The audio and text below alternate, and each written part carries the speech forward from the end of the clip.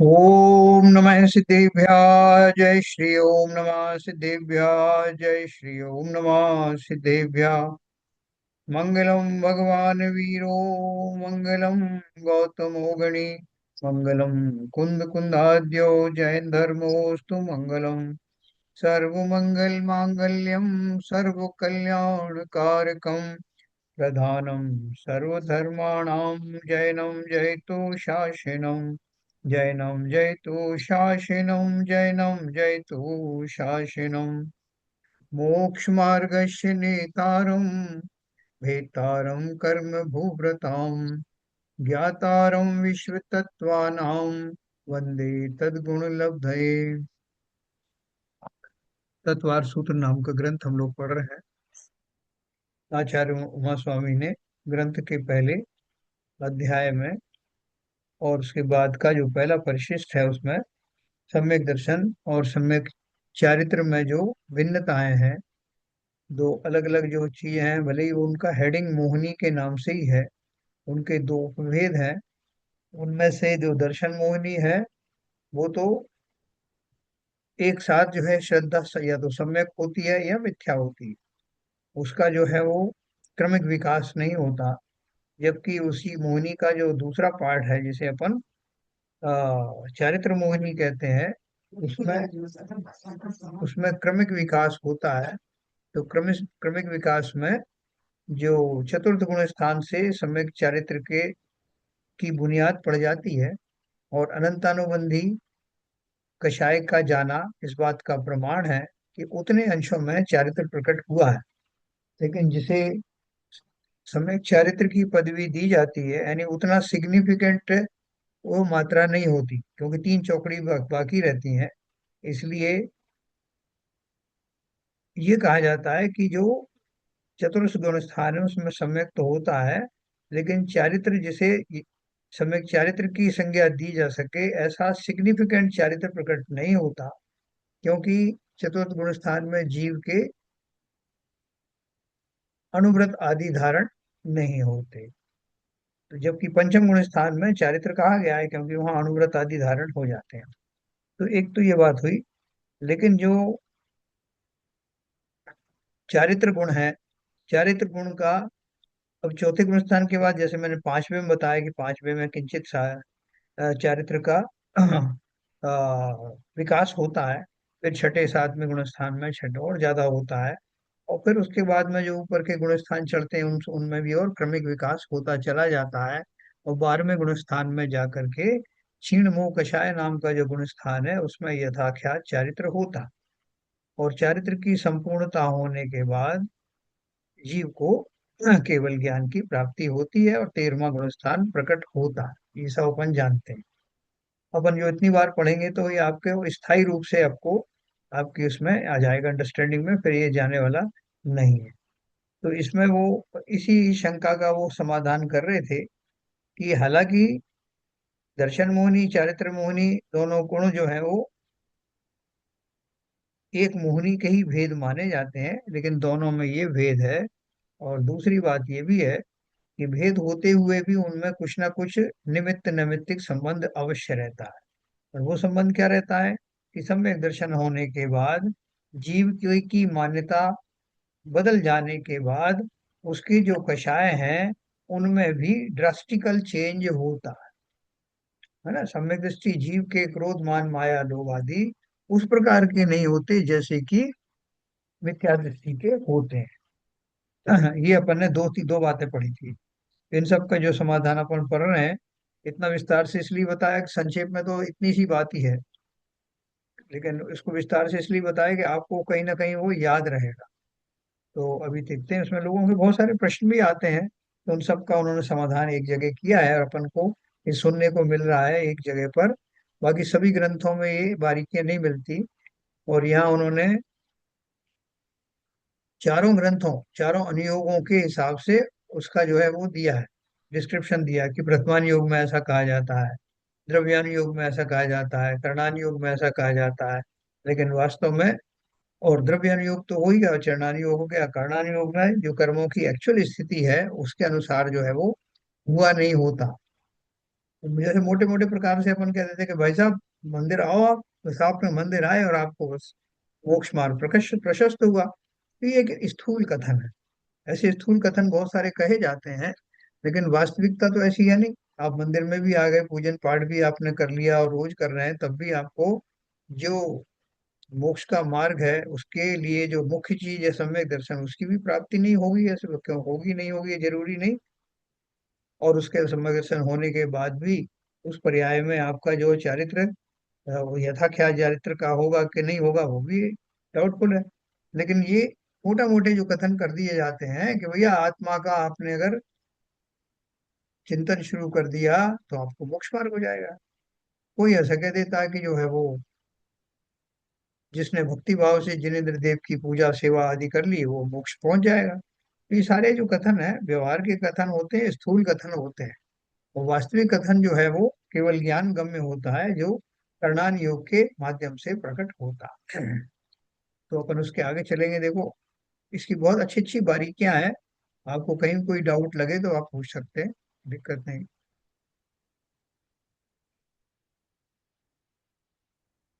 देखिए, अपन ने एक बात करी कल अपन ने जहाँ छोड़ा था,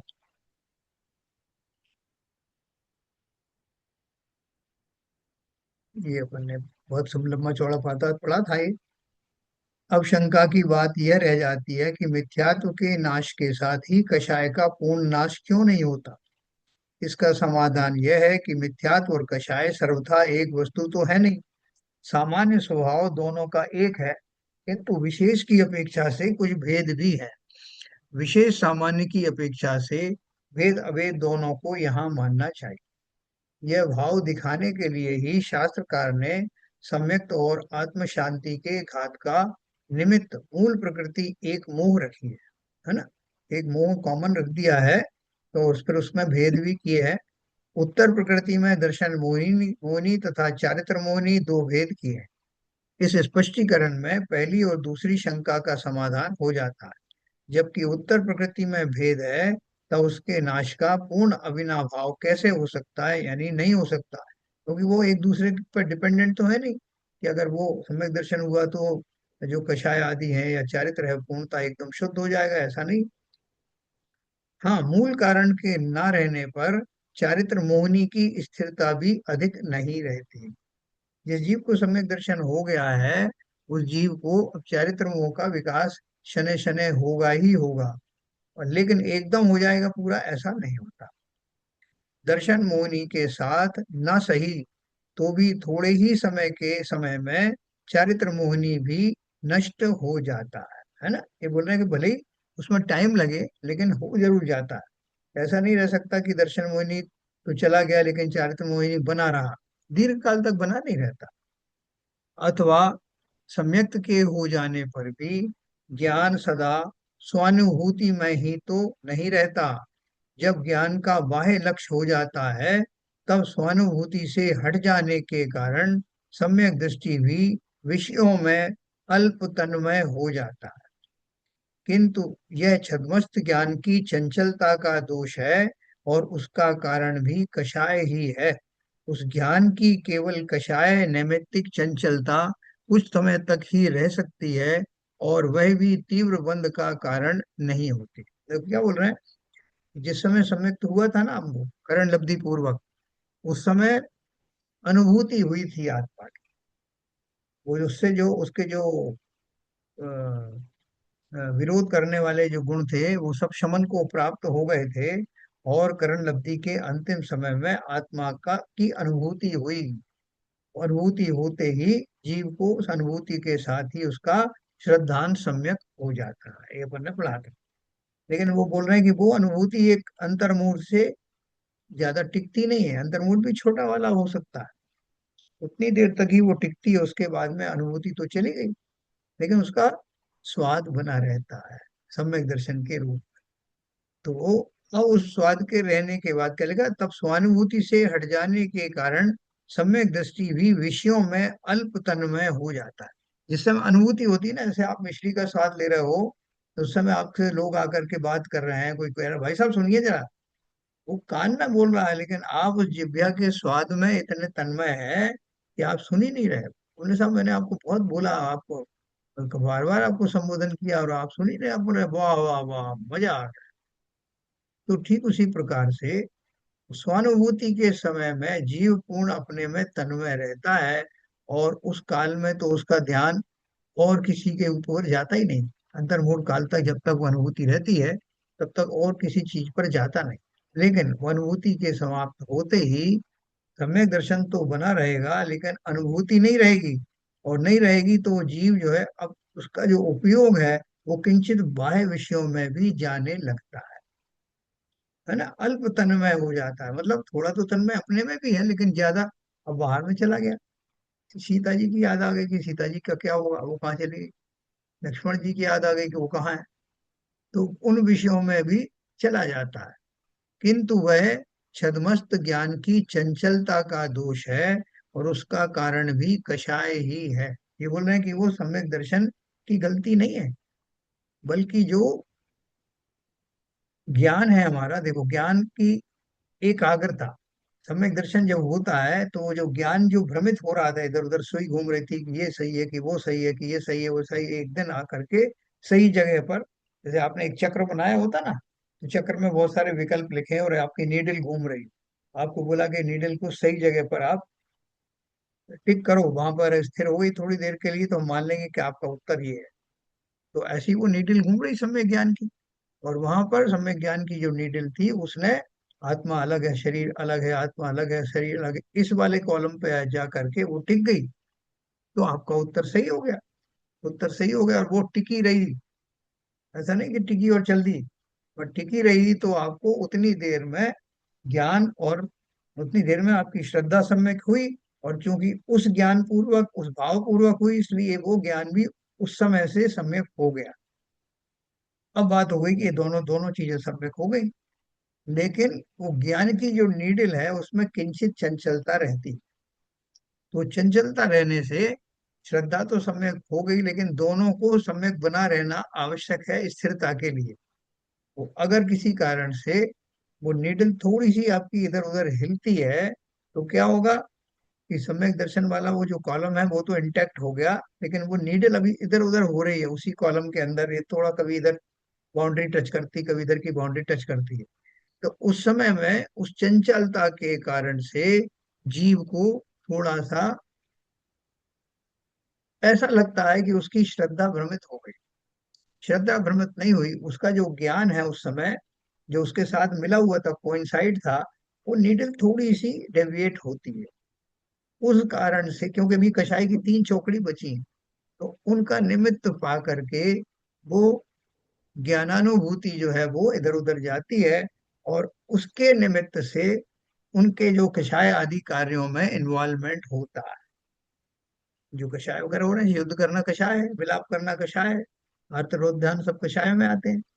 तो वो जो अपन बात करते हैं कि ज्ञानियों को ऐसे क्यों हुआ, राजा श्रेणी के उदाहरण देते हैं, रामचंद्र जी के उदाहरण देते हैं, और भी जीवों की देते हैं।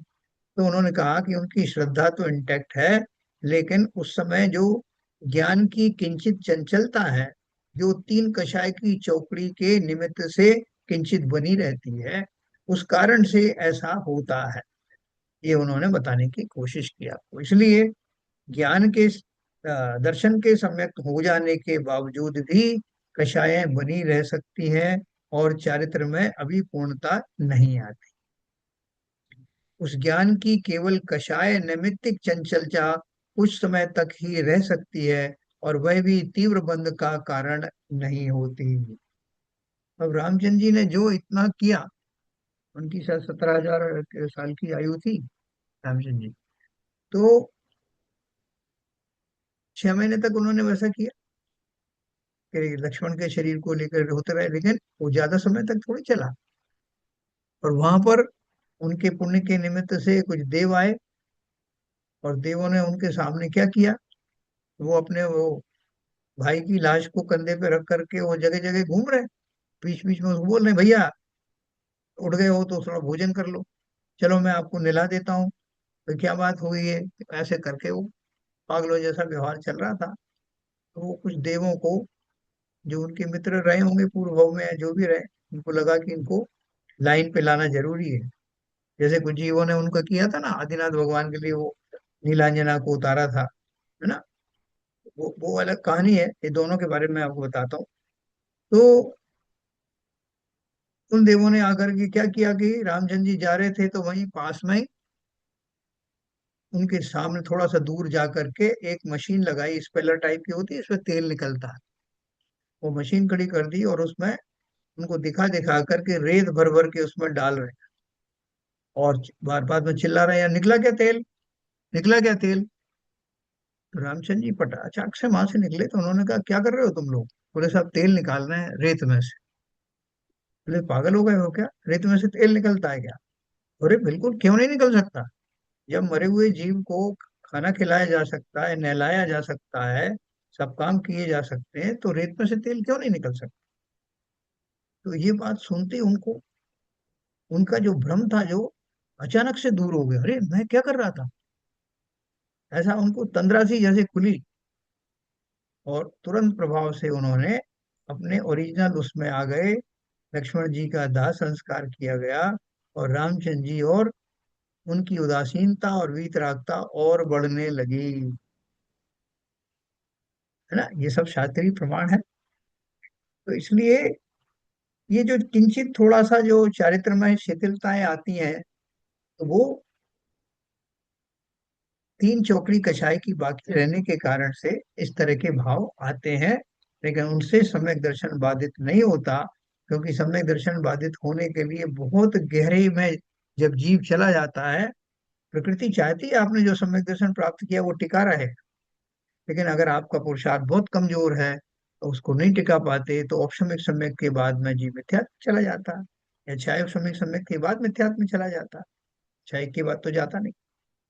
तो ये इसका एक्सप्लेनेशन है कि वो जीव जिनको सम्यक दर्शन हुआ है, वो भी छायिक सम्यक दर्शन हुआ है, वो कभी कभी इस तरह का व्यवहार क्यों करते हैं, जिससे ये शंका हो जाती है कि उनके पास सम्यक दर्शन है भी कि नहीं। ठीक है, ये मैंने आपको ये बताया। वह भी तीव्र बंध का कारण नहीं होती। जो उनका भ्रम वगैरह होता है वो भी बहुत हल्का फुल्का होता है ना। मागनंदी मुनिराज के बारे में आपको बताया, जिनका अभिषेक अपन रोज करते हैं, पढ़ा हुआ, जिनका लिखा हुआ अभिषेक अपन रोज करते हैं। वो मागनंदी मुनि का मैंने आपको किस्सा सुनाया था ना, कि वो जो है वो अचानक से वो एक कर्म का कुछ उदय आया, और वहां पर एक लड़की, जो कुमार की 16 साल की लड़की, वर्षा शुरू होने के पहले गोबर से कंडे थाप रही थी, जल्दी जल्दी कर रही थी, बहुत परेशान लग रही। तो महाराज को कुछ पूर्व जन्म का उससे कुछ निमित्त नैमित्तिक संबंध रहा होगा। कुछ ऐसा उदय आया कि उन्होंने अपने भूल गया कि मैं महाराज हूँ, मैं आचार्य हूँ। उससे बोले कि क्या कर रही हो तुम, बोले कि मैं ये कंडे थाप रही हूँ। तो बोले मैं मदद करता हूँ तुम्हारी। ये कहानी सुनी है ना आप। जी हाँ। हाँ हाँ। तो ये सारी कहानी बहुत सारी मिल जाएंगी आपको, सिर्फ रामचंद्र जी की हमें याद रहती है, लेकिन बहुत सारी कहानियां। तो ये मैं आपको बात क्लियर की कि सम्यक दर्शन होने के बाद सम्यक चारित्र एकदम परिपक्व नहीं होता, नंबर वन। नंबर टू, जो कुछ चारित्रिक दोष होते हैं वो कषायों की तीन चौकड़ियों के वशीभूत होकर होता है, नंबर टू। नंबर तीन, वो कषाय और उस तरह के भ्रम ज्यादा समय तक नहीं होते, और जीव उस भ्रम का निवारण करके फिर से अपने मोक्ष मार्ग पर प्रशस्त अवश्य होते हैं। कालांतर में रामचंद्र जी ने दीक्षा ली। और कैसी दीक्षा ली, कि सीता जी ने बहुत अनुनय विनय किए, जो प्रत्येंद्र का जीव था, सीता बन के पुनः आया और उनके तप को हिलाने की कोशिश की, जिससे कि वो स्वर्ग में उनके साथ आ जाए, ज्यादा ऊंची तपस्या ना कर। लेकिन तपस्या तो क्षयिक जीवों की कैसी होती है, क्षयिक समय दर्शन को क्या टिका सकते हो। और उन्होंने अंततः ऐसी तपस्या की कि उसी भाव से मोक्ष गए। तो उस ज्ञान की केवल कषाय नैमित्तिक चंचलता कुछ समय तक ही रह सकती है, और वह भी तीव्र बंध का कारण नहीं होती। भावार्थ है, यद्यपि सम्यक की उत्पत्ति से संसार की जड़ कट जाती है, किंतु दूसरे कर्मों का उसी क्षण सर्वनाश नहीं हो जाता। सम्यक दर्शन हो गया, लेकिन अभी तीन तो आपके कर्म बाकी हैं, घातिया मुख्य। सम्यक दर्शन होने से तो मोहिनी कर्म गया, और वो भी उसका दर्शन मोहिनी गया, चारित्र मोहिनी उसका बाकी है। और बाकी के जो तीन कर्म है उनका आपको कुल अभी स्वरूप देखने को मिल रहा है। एक सेकंड। हेलो। जय जय।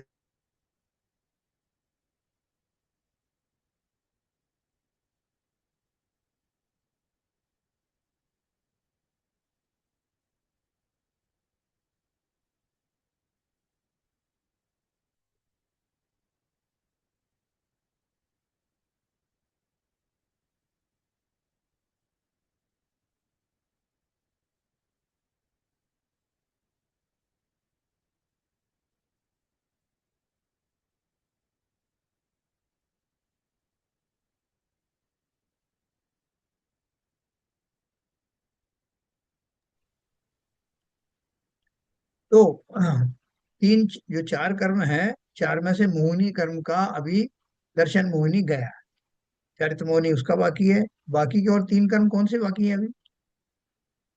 दर्शनावरण, ध्यानावरण और अंतरा। हाँ, बहुत बढ़िया। तो दूसरे कर्मों का उसी क्षण सर्वनाश नहीं हो जाता।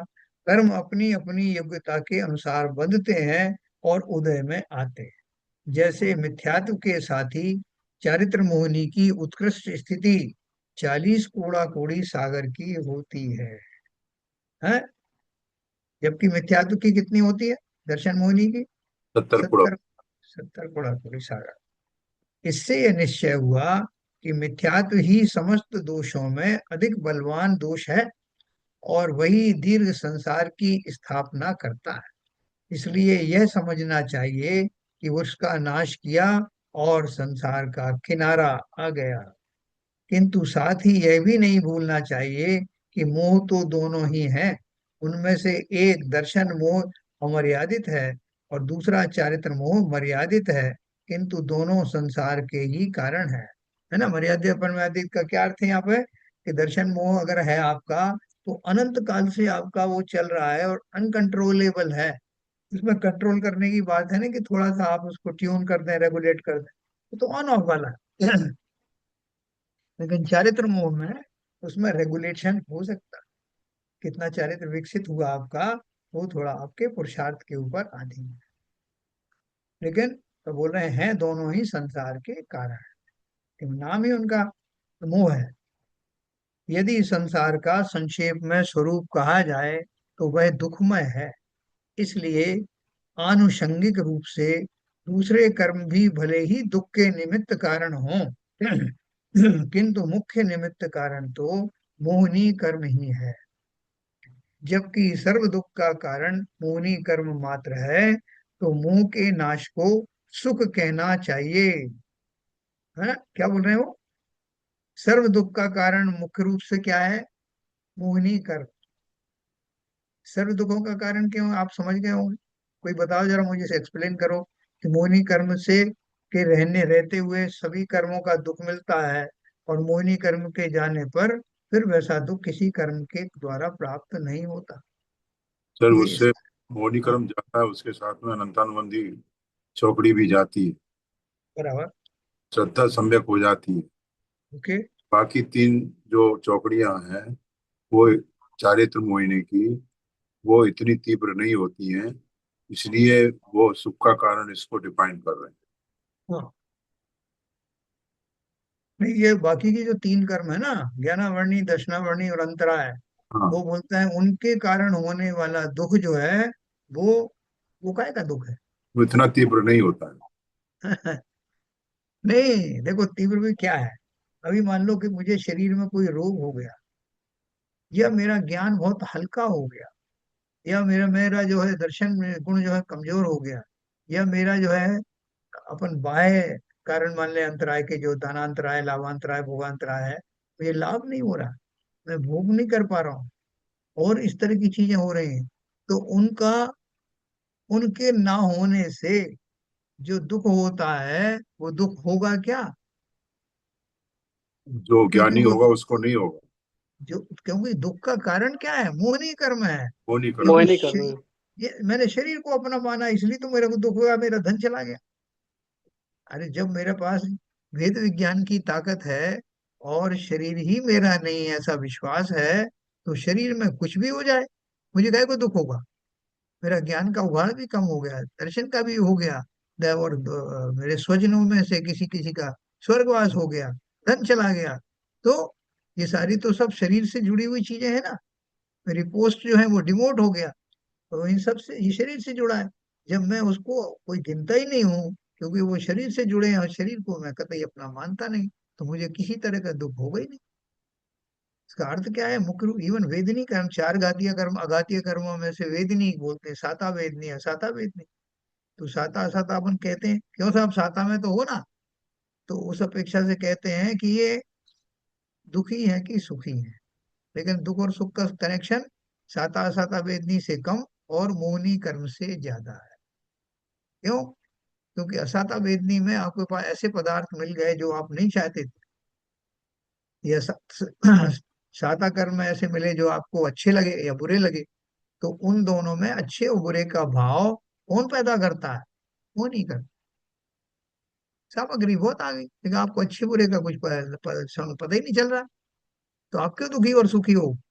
इसलिए उन्होंने कहा यदि संसार का संक्षेप में स्वरूप कहा जाए तो वह दुखमय है। इसलिए आनुषंगिक रूप से दूसरे कर्म भी भले ही दुख के निमित्त कारण हो, किंतु मुख्य निमित्त कारण तो मोहनी कर्म ही है। जबकि सर्व दुख का कारण निमित्त रूप से मोहनी कर्म मात्र है, तो मोह के नाश को सुख कहना ही चाहिए। कि अपना बड़ा कारण चला गया जिसके कारण मैं सारी दुनिया में दुखी घूमता पड़ रहा। मोह के कारण मेरा बेटा, मेरी पत्नी, मेरा धन, मेरा शरीर है, मेरा स्वस्थ शरीर, मेरा ये, जब वो ही चला गया मुख्य रूप से, तो फिर निशंक होने से कौन रोक सकता है? फिर निर्लोभी होने से कौन रोक सकता है? फिर निकांक्षित होने से कौन रोक सकता? इन्हीं का तो दुख था, है ना। जैसे बनारसी दास जी का के पास जो धन था, वो जब लेटे हुए थे तो वो चोर घुसा, और वो चोर ने उसमें उनके सामान उठाना शुरू कर दिया। तो वो जाग रहे थे, उठ के और बैठ गए। उन्होंने उससे कहा कि भैया तुम ऐसा करो कि पूरा भर लो गठरी, फिर मैं तुम्हारी मदद कर दूंगा उठाने में। ऐसा कौन कह सकता? अगर जरा भी उस धन से मोह होता, तो ऐसा कहने का कौन हिम्मत करता? वो बड़े प्रसन्न प्रसन्न से उसको कर रहे थे कि अच्छा है, जितना जो है पूजा परिकर हट जाए, मेरा इससे क्या होने वाला है? मुझे तो वैसे भी नहीं चाहिए, तो पड़ा हुआ था, कोई के काम आ रहा था, बहुत अच्छा। ऐसा भाव हो जाता है, फिर काय का दुख? मोहनी कर्म के जाते ही आपने 90% काम तो पूरा कर लिया, क्या बचा? और वो भी जो दर्शन मोहनी है उसकी मुख्य बात हो रही है। चरित्र मोहनी धीरे धीरे हो रहा है, सुधर रहा है।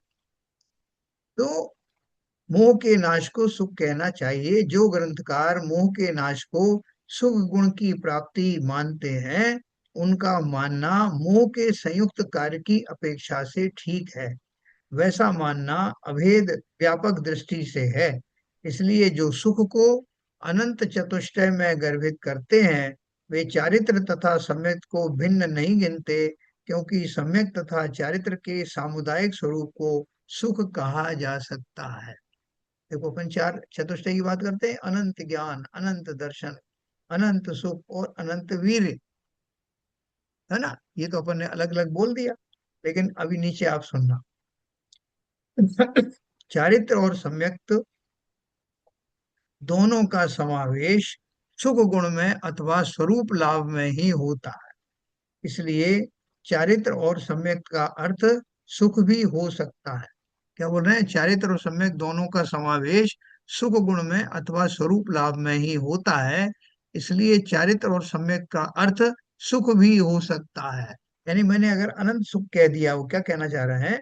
अनंत सुख कह दिया, तो फिर मुझे उस अनंत सुख के अंदर में ये दोनों को मिला करके मैंने माना है, सुख की प्राप्ति है। इसका अर्थ ही यह है कि मुझे सम्यक की प्राप्ति हुई है। सम्यक दर्शन और सम्यक चारित्र दोनों ही सम्यक हुए हैं, इसीलिए अनंत सुख की प्राप्ति हुई। जहाँ सुख और वीर गुण का उल्लेख अनंत चतुष्टय में किया गया है, वहां उन गुणों की मुख्यता मानकर कहा, और दूसरों को गौण मानकर नहीं कहा है। तथापि उन्हें उनमें संग्रहित हुआ समझ लेना चाहिए, क्योंकि वे दोनों गुण सुख गुण के ही विशेषाकार हैं। सुख गुण कहा तो आप मान के चलिए, बिना उसके तो सुख होगा नहीं, सुखाभास होंगे। अगर सुख गुण कहा है तो आप ये मान के चलिए कि उसको सम्यक दर्शन, सम्यक ज्ञान, सम्यक दर्शन सम्यक ज्ञान तो साथ साथ है ही, और सम्यक चारित्र भी उनका साथ में ही है।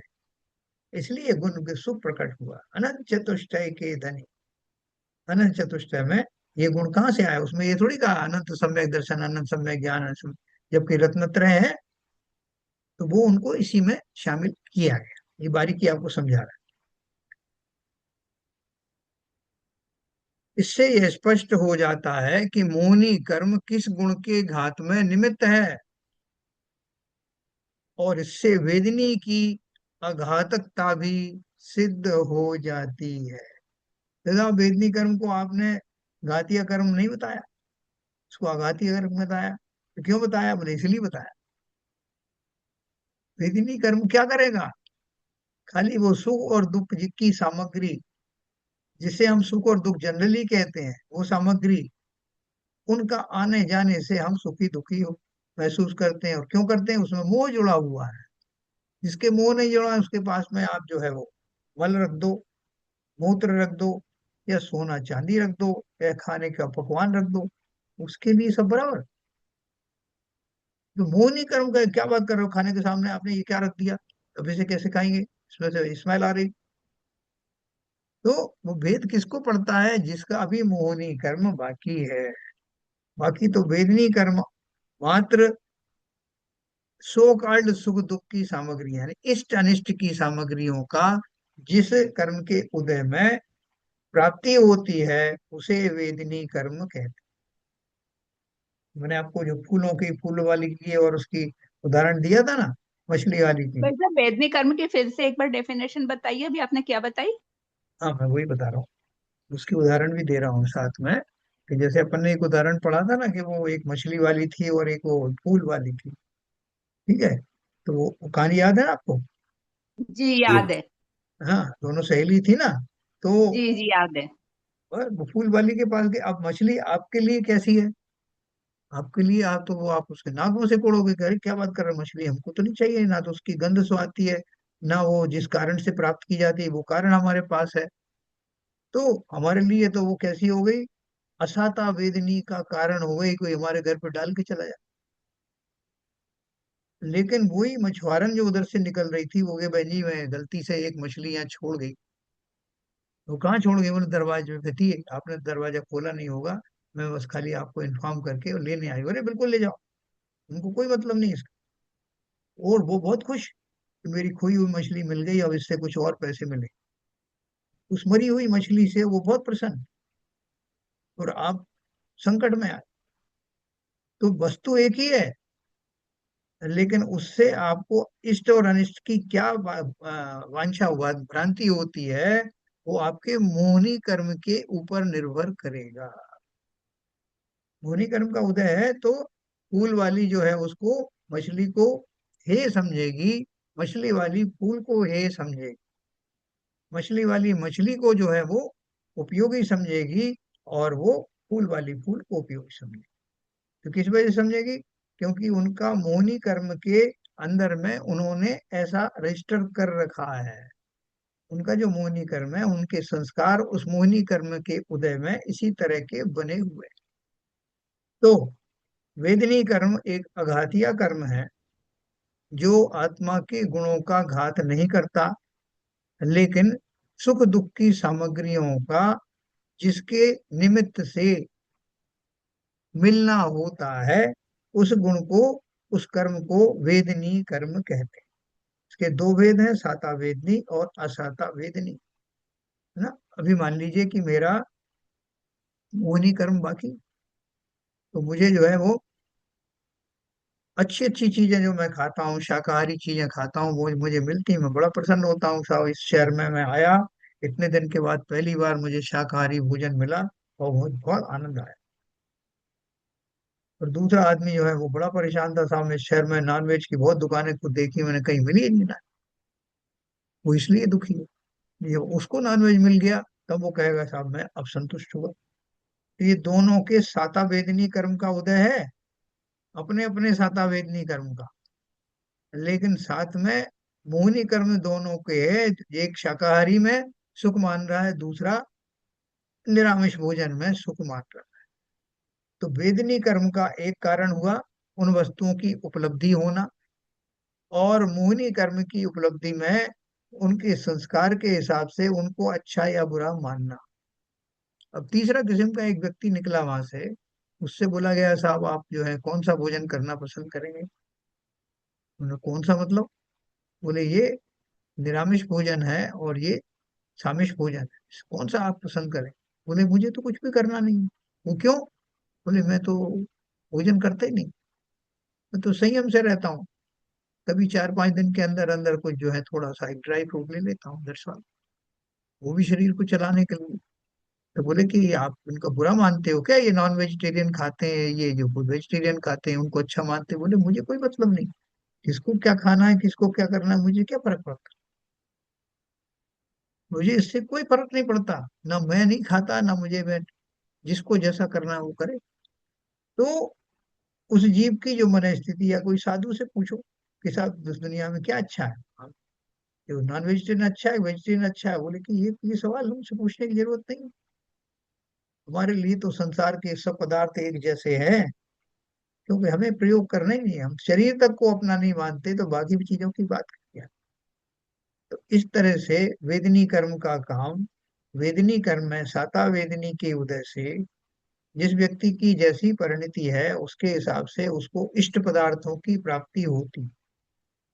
इस तरह और का भाई साहब एक बार मुझे एक्सपीरियंस हो चुका है। बस में बैठी थी, बस कहीं से निकली, एक जी स्मेल आई, मेरा जी घबरा गया उससे, और सामने कुछ बैठे थे उनके मुंह में पानी आ गया। हाँ, तो इतना फर्क लगा मैंने। तो ये आपको समझ में आया होगा कि ये देखो ये बहुत सी बारीकियां अपन को समझ में नहीं आती। अपन सुख दुख की प्राप्ति में बहुत सारे जो है भ्रम पैदा कर लेते हैं कि उसने अच्छा कहा तो मुझे अच्छा लगा, उसने बुरा कर दिया तो मुझे बुरा लगा, मेरे अंदर में जोड़े रोग उत्पन्न हो गए तो मुझे हर चीज बुरी लगने लगी। हमने बहुत सारी ऐसी धारणाएं बना रखी हैं जो कि सिद्धांतों के लायक नहीं, सिद्धांत के अनुरूप नहीं है। तो बहुत अच्छे से समझना, क्यों, क्योंकि मैं इस भ्रम के कारण से सही कारणों का निर्धारण नहीं कर पाता। मेरे सुख दुख का कारण कौन है, मात्र अभी इस सबको जब आप पूरा पढ़ेंगे तो आप स्वयं बताएंगे कि मेरे सुख दुख का कारण क्या था, है ना। तो अभी अपन बोलते साहब देखो मुझे जो अंतराय हो गया ना इस वजह से मैं दुखी हो गया, काहे का अंतराय हो गया, बोले धन का। धन आने वाला था, आते आते रुक गया। वो मेरे जो है वो पिताजी थे, वो अच्छा खासा इलाज चल रहा था साहब, और वो इलाज फेल हो गया और उनका मरण सुनिश्चित हो गया, इस बात का मुझे दुख है। तो बहुत सारी चीजों को अपन मानते हैं कि ये दुख के कारण है, लेकिन इन सब दुखों के कारण के पीछे मुख्य कारण क्या है जो अपन ने पढ़ा, मोहिनी कर्म है ना। अगर इस शरीर से और उससे जुड़े हुए पदार्थों से मुझे मोह नहीं होता तो संसार की जो भी दशाएं हो रही हैं, जो परिणमन हो रहा है, उसमें मैं कभी दुखी सुखी होता ही नहीं। ये अवस्था सम्यक दृष्टि के बाद में पूर्ण दशा केवल ज्ञानी को होती है, जो जानते सब कुछ है, उनके सामने सब कुछ घटित हो रहा है। कितने माँ बाप पूर्व में हुए, कितने पति पत्नी पहले हुए बने हम, कितने पुत्र पुत्रियां हुए, किस किस ने हमको ठगा, किस किस ने हमको दुलारा, वो सब जानते हुए भी किसी में जिन्हें जरा भी खेद खिन्न नहीं होते या दुखी सुखी नहीं होते। इसका अर्थ ही क्या है कि वो उनको उन्होंने क्या अचीव कर लिया था इस स्थिति के लिए, कि उन्होंने वो निर्मोही हो गए, वीतरागी हो गए। अपन जब सर्वज्ञ की परिभाषा कहते हैं, या देव की परिभाषा कहते हैं, या जिनेन्द्र की परिभाषा कहते हैं, तो क्या बोलते हैं, सर्वज्ञ वीतरागी और हितोपदेशी है। तो वो उसमें से ये तीन गुण क्यों बताए, क्योंकि वीतरागी होने के बाद ही जीव सर्वज्ञ होता है, और उसको प्रकृति ने एक काम सौंपा है कि तुम तो चले जाओगे, वीतरागी हो गए सर्वज्ञ हो गए और सिद्ध हो गए, जब सिद्ध हो गए तो फिर यहाँ इस लोक में आओगे नहीं, तो बाकी लोगों को कैसे मालूम पड़ेगा कि संसार का स्वरूप कैसा है, जो तुम्हें दिखाई पड़ रहा है केवल ज्ञान प्राप्त होने के बाद। तो इसलिए उन्होंने मुक्त होने से पहले की एक स्टेज बनाई, जिसे अरहंत कहते हैं। केवल ज्ञानी अरहंत होते ना, तो उनकी एक अवस्था बीच की बताई कि उनकी दिव्य ध्वनि खिरे, ये सब नैसर्गिक व्यवस्थाएं हैं। अवश्य उनकी उनकी दिव्य ध्वनि खिरेगी, और कैसे खिरेगी, कितने दूर तक उसका प्रभाव होगा, कैसे समोशरण की रचना होगी, ये सब कुछ कैसे होता, कितने व्यापक रूप से होता। तुम ध्वनि सुन है क्या है, कभी ध्वनि सुन है सुन, हम भूल जाते हैं। मतलब भविभावगन, जोगी भविभागन। हाँ। विभागन वच जोगे वशाय, तुम धुनि में हाँ, सुनी विक्रम नशाय। विभ्रम नशा है, ठीक है ना। तो ये जो जो जितना भी अरेंजमेंट्स हैं स्वर्ग के नरक का, ये सारा जो इंतजाम है पूरा, किस जीव को कहाँ जाना है, किस जीव को कहाँ से कैसे भाव बदल जाते हैं, कैसे तीन लोक की रचना हुई है, उन तीन लोक के में कौन कौन से जीव कहाँ कहाँ रहते हैं, 84 लाख योनियों में कौन जाता है, कब जाता है, वहां से कैसे निकलता है, कितनी बड़ी व्यवस्था है। पानी की एक बूंद में जो असंख्यात जीव होते हैं, पानी में समुद्र देखो कितने समुद्र भरे पड़े हैं, उन्हें कैसे खाली करो, एक एक बूंद में इतने जीव। वनस्पति में देखो तो वनस्पति के एक कण में, एक कोने में कितने जीव, पर्वत है, नदी, जमीन, भू, कितने कितने जीव, अनंत अनंत। अपन बोलते हैं अनंत जीव, अनंत अनंत पुद्गल द्रव्य, ये तो बताने के लिए, लेकिन वो अनंत भी कितना बड़ा है, अक्षर अनंत, जो कभी खत्म नहीं होता। तो ये सारी व्यवस्थाओं के बीच में ये व्यवस्थाएं भी हैं कि जो जीव मुक्त होना चाहे, उनके लिए दिव्य ध्वनि आदि की व्यवस्थाएं भी हैं। उनके लिए उस दिव्य ध्वनि के आधार पर बनने वाले शास्त्रादि का भी आधार है। उनके निमित्त से होने वाली देशना देने वाले पंच परमेष्ठी भी हैं। तो ये सब मिलकर के क्या हुआ, हमको मालूम मालूम पड़ा कि वास्तव में सुख का स्वरूप हो, मेरा जो गलत धारणाएं थी उनका निकल जाने पर सुख का अनुभव अवश्य होता है। मेरा सारा दुख का कारण ही मेरा भ्रम है। इसलिए सम्यक दर्शन पर इतना जोर दिया, और बोलते हैं जब अनंत सुख की बात कहें तो मान लेना कि उसमें सम्यक दर्शन, सम्यक चारित्र शामिल ही है, ज्ञान तो है ही। तो इसलिए वो पूरा मुख्य पुरुषार्थ किसका करने के बोले हैं कि भैया एक बार आप सम्यक दर्शन प्राप्त कर, आपसे सबसे छोटी बात कर रहे हैं ना, कि आप स्कूल में एडमिशन भर ले लो। बोले फिर उसके बाद, बोले उसके बाद हमारा स्कूल इतना अच्छा है कि आप चाह के भी छोड़ोगे नहीं, आप एक के बाद स्टेप क्लासेस बढ़ते चले जाएंगे। इसलिए आप हमारी रिक्वेस्ट मानो कि एक बार स्कूल में भर्ती हो। तो वही उन्होंने कहा कि सुख और वीर गुण का उल्लेख अनंत चतुष्टय में किया गया है, वहां उन गुणों की मुख्यता मानकर कहा है, और दूसरों को गौण मानकर नहीं कहा है। तथापि उन्हें उनमें संग्रहित हुआ समझ लेना चाहिए, क्योंकि वे दोनों सुख गुण के विशेषाकार हैं। इससे यह बिना उसके, बिना मोहिनी कर्म के जाए, बिना सम्यक दर्शन सम्यक चारित्र के हुए आप सुखी हो नहीं सकते। बोले मुनियों को काहे का सुख है, जगह जगह मारे मारे फिरते, कपड़े भी नहीं है ढंग से पहनने के लिए, भोजन भी कोई ने दे दिया तो ले लिया, और उसमें भी उनके 46 प्रकार के जो अंतराय दोष हैं वो टाल करके लेते हैं। कितनी मुश्किल है, वो किस लिए कर रहे हैं ये सब। बोले हमें समझ में नहीं आता साहब, वो क्यों ये सब कर रहे हैं, हमको देखो हम सब सुख भोग रहे हैं। ये सुख है क्या, ये किंचित पुण्य आदि के द्वारा प्राप्त वो सामग्री है जो साता वेदनी कर्म के निमित्त से उत्पन्न होती है। लेकिन मोहिनी कर्म के कारण हम उसमें सुख दुख की कल्पनाएं करते रहते हैं। तो हम चाहते हैं कि इन्हीं कल्पनाओं के सारे जीते रहे। जिस कल्पना से आप सुखी हुए शरीर में ये मेरे सुडौल अंग प्रकट हुए हैं, वही कालांतर में उनके रोगग्रस्त होने पर दुख का कारण बन जाए। क्या देर लगी। इससे स्पष्ट हो जाता है कि मोहिनी कर्म किस गुण के घात में निमित्त है। मेरा सारा सुख और दुख का संबंध डायरेक्टली मोहिनी कर्म से ही है, आप ये कह सकते हैं। और इससे वेदनी की अघातकता भी सिद्ध हो जाती है। इसलिए वेदनी कर्म हम कहते जरूर हैं, साता में है कि असाता में है। मेरा असाता कर्म का उदय है साहब, तो क्या हो गया उससे? अरे शरीर में रोग हो गए साहब, बहुत कष्ट हो रहा है, तो आप क्या जानो।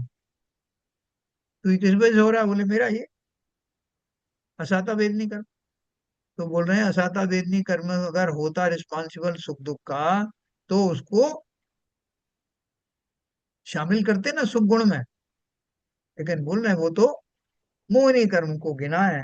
इसका मतलब कि वेदनी कर्म इस तरह से आत्मा के नैसर्गिक गुणों का घात नहीं करता, इसलिए वो अघातिया ही है।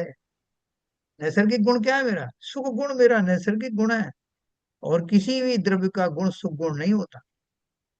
तो सर उसका यहाँ घात। पर हाँ। यहाँ पर ये सुख दुख का जो आभास होता है, ये उसका निमित्त मौनी कर्म है या साता वेदनी? अब यही तो एक्सप्लेन किया अपन वेदनी। इतनी देर से। हाँ। इतनी देर से अपन वही तो आभास उसी। उसका मौनी कर्म की वजह से होता, मोह मोह छूट जाएगा तो आभास ही नहीं होगा। नहीं, वो वही तो अपन ने। नहीं हो। जब हाँ। वेदनी वेदनी कर्म से साता साता का अगर वो आता है, तो वो सुखावास नहीं होगा, अगर सम्यक दृष्टि है तो आपको अच्छे बुरे की कल्पना ही मोहिनी कर्म के कारण हो रही थी। हाँ, वो नहीं है तो क्या फर्क पड़ेगा? आपके सामने क्या पड़ा सही है। है ना? इतने अपने दृष्टांत पड़े ना, अभी बनारसी दास जी का दिया, मछली वाले का, उसका, तो वो यही तो है कि वेदनी कर्म के भले ही दो भेद साता असाता है, लेकिन उनका असर कब होता है? जब मोहिनी कर्म बैकग्राउंड में हो, और आपके संस्कार के कारण से वो वस्तुएं जिन्हें आप अच्छी मान रहे हो सकता है आपके लिए अच्छी, दूसरे के लिए बुरी हो। तो मेरा साता वेदनी कर्म के कारण से वो वस्तु मुझे मिलेगी जिन्हें मैं अच्छी मानता हूं। लेकिन मेरा मानना ना मानना मोहिनी कर्म के साए में रहेगा। मोहिनी कर्म चला गया तो काय का साता और काय की असाता, तभी तो मुझे समता भाव प्रकट होगा। कभी हम जो जो हम अपना कषाय कम करते हैं, या जो है मोहिनी कर्म की थोड़ी उत्कृष्टता कम होती है, सतर कुड़ा कुड़ी सागर की जो स्थिति है वो तो उत्कृष्ट वाली स्थिति है। कम नहीं, वाली भगवती वाले भी होते हैं। नहीं, पर एक प्रश्न और उठता है। हाँ। अगर सत्ता को सम्यक हो गया, हम्म। तो फिर वेदनी कर्म जो है, अघातिया कर्म है, वो आखिर तक क्यों क्यों बना रहता? वो उसका भी विचुप्ति हो जाना चाहिए। कर देंगे ना, उसकी क्या परेशानी? पहले बड़ा वाला तो दुख हटाए ना। नहीं, नहीं, सबसे मैं पहले पूरा आपका कनेक्शन संसार से काटने में जो कारण है, देखो अभी एक आदमी को बेड़ियों से कस रखा है, हथकड़ियों से कस रखा है, ठीक है, और उसको अंदर जुकाम हो रहा है, उसका जो है खांसी आ रही है, तो अपन खांसी का इलाज पहले करेंगे, उसकी बेड़ियां हैं और वो काटेंगे पहले? नहीं, मेरा प्रश्न ये नहीं है सर। हाँ। मेरा प्रश्न दूसरा है। मेरा प्रश्न ये है कि जीव को सम्यक दर्शन हो गया तो उसकी मोनी चला गया, हम्म। दर्शन मोनी चला गया। जब दर्शन मोनी चला गया, फिर वेदनी कर्म 9वें 10वें गुण स्थान तक क्यों बना रहता? वही तो मैंने आपको बताया कि ये सीक्वेंस यही है, पहले बड़े कर्म जाते हैं जिनसे आपका संसार बना हुआ था, वो पहले जाते हैं। सीक्वेंस बनी हुई है, एक अपन ने तो बनाई नहीं सीक्वेंस, प्रकृति के नियम के हिसाब से चलता है। नहीं, नहीं, मैं प्रकृति के नियम पे आक्षेप नहीं कर रहा हूँ। हाँ। मैं ये उसी नियम के बारे में पूछ रहा हूँ कि मोनी कर्म चला गया, तो साता वेदनी और साता वेदनी वेदनी कर्म कुछ कर ही नहीं सकता, घात नहीं कर सकता, तो इसका क्या रोल रह जाता? नहीं, रोल तो जो है वो सामग्री है, जैसे पुण्य आदि की में प्राप्त जो सामग्रियां हैं वो रहती हैं। अभी जैसे आप तीर्थंकर तीर्थंकर में केवल ही बन गए, तीर्थंकरों का नाम लेते हैं अपन, तो उनका जो है वेदनी कर्म जैसे बाकी है। वेदनी कर्म में कौन सा बाकी है? साता वेद। तो साता वेदनी की प्रकृति में के उदय में उनको समोशरण आदि की विभूतियां प्राप्त हुई, लेकिन उनका उससे कोई लगाव नहीं है, क्योंकि मोह चला गया। अभी पुण्य बाकी है, तो पुण्य के उदय में वो सामग्री सब आ रही है ना। तो पुण्य कौन सी जाति का है, वो पुण्य क्या कर रहा है, साता वेदनी का उदय आ रहा है, उसके चलिए, निमित्त क्लियर क्लियर हुआ है। मात्र हुए गए हुए स्वरूप का जीव जब अनुभव करता है तब निमित्त रूप होता है। आपकी बात सही है कि भाई उसका उपयोग क्या रह जाता है, जो अघातीय कर्म है उनका उपयोग क्या रह जाता है। अभी दूसरा मैं बताऊं आपको, ये तो मैंने आपको बताया साता वेदनी और असाता वेदनी। अभी जो गोत्र कर्म है, आयु कर्म है, नाम कर्म है, ये क्यों बाकी रह गए, क्यों? क्योंकि शरीर अभी बाकी है ना।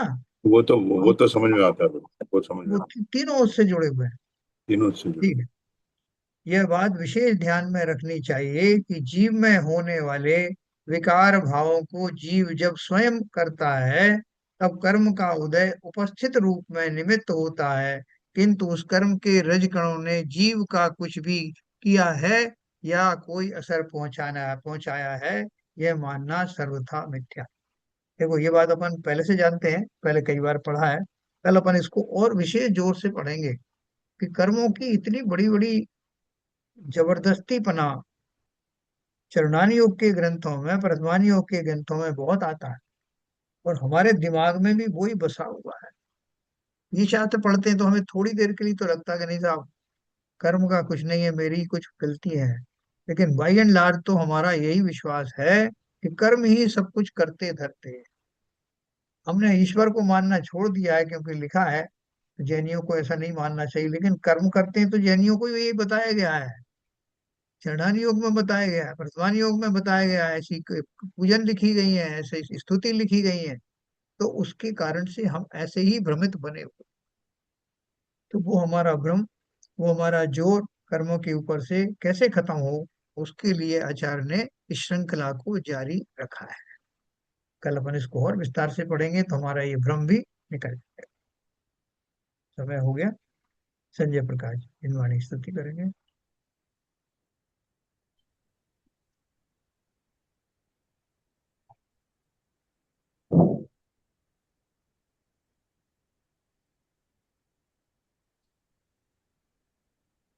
मिथ्यात्व में नाश देखो, ज्ञान के प्रकाश देखो, आपा करे आस देखो, भानु से बखानी है। छहु द्रव्य जान देखो, बंद विधि भान देखो, स्वपर पिछान देखो, परम प्रमाणी है। अनुभव ताए देखो, जीव के जताए देखो, कहूँ न सताए देखो, भवे उरे आनी है। जहाँ तहाँ तार बेको, पार के उतार बेको, सुखिल विस्तार बेको, यही जिनवाणी है। हे जिनवाणी भारती, तो हे जपू दिन रैन, जो तेरी शरणा गए सो पावे सुख चैन। जा वाणी के ज्ञान ते सूझे लोकालोक, तो वाणी मस्तक नमो सदा देते ढोक, सदा देते ढोक। जिनवाणी माता की जय। जय। चारू सर।